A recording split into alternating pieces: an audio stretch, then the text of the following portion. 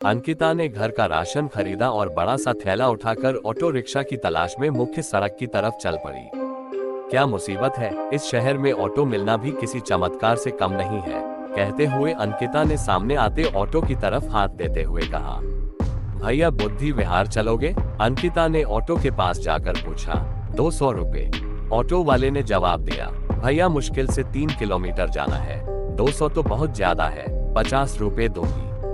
अंकिता बोली, मैडम 100 रुपए तो मिनिमम भाड़ा है और बुद्धि विहार से वापसी में कोई सवारी नहीं मिलती है, 200 ही लगेंगे, चलना है तो चलो।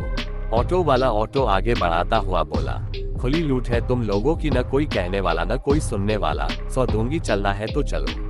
कहते हुए अंकिता ऑटो में बैठ गई। तो मैं दूसरी सवारी के आने का इंतजार करूंगा, मंजूर हो तो बोलो, नहीं तो मैं चला। ऑटो वाला बोला, कर लो इंतजार। अंकिता ऑटो में बैठे बैठे बोली।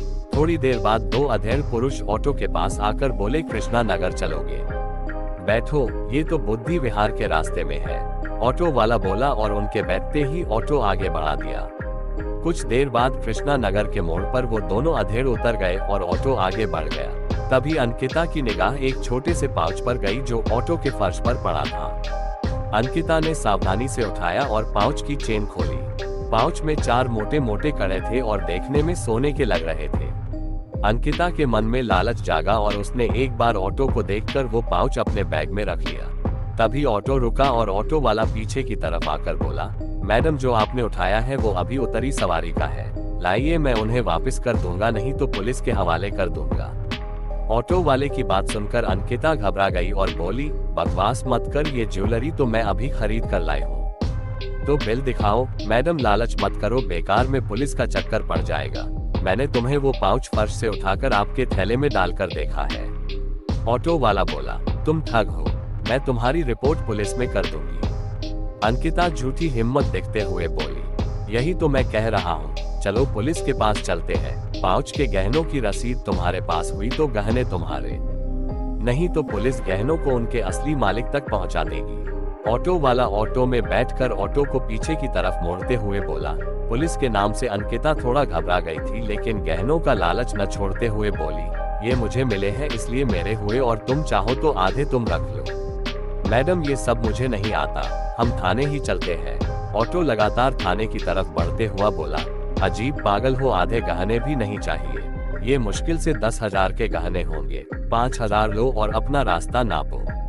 अंकिता जानती थी कि वो कड़े कम से कम 2 लाख के होंगे, इसलिए वो ड्राइवर को लालच दिखाते हुए बोली, क्या बात कर रहे हो आप, मुझे तो किसी भी तरह से उस पाउच में 50,000 का माल लग रहा है। ऑटो वाला बोला, तो 25,000 लो और दफा हो जाओ। अंकिता गुस्से से बोली, 25,000 कैश दीजिए। ऑटो वाला ऑटो रोकते हुए बोला, ये लो 5,000 कैश और 20,000 की मेरी गोल्ड चैन। अंकिता चैन और रुपए ऑटो वाले के हाथ पर रखते हुए बोली। ऑटो वाले ने बुरा सा मुंह बनाकर रुपए और चैन ली और बोला, ऑटो का भाड़ा तो दे दो, बहुत लालची हो, इतने से पेट नहीं भरा तुम्हारा, मुझे तुम्हारे ऑटो से जाना ही नहीं है, अब दफा हो जाओ। अंकिता ऑटो से उतरते हुए बोली। इससे पहले ऑटो वाला कुछ कहते अंकिता ने पीछे से आ रहे ऑटो को पकड़ा और वहां से चली गई।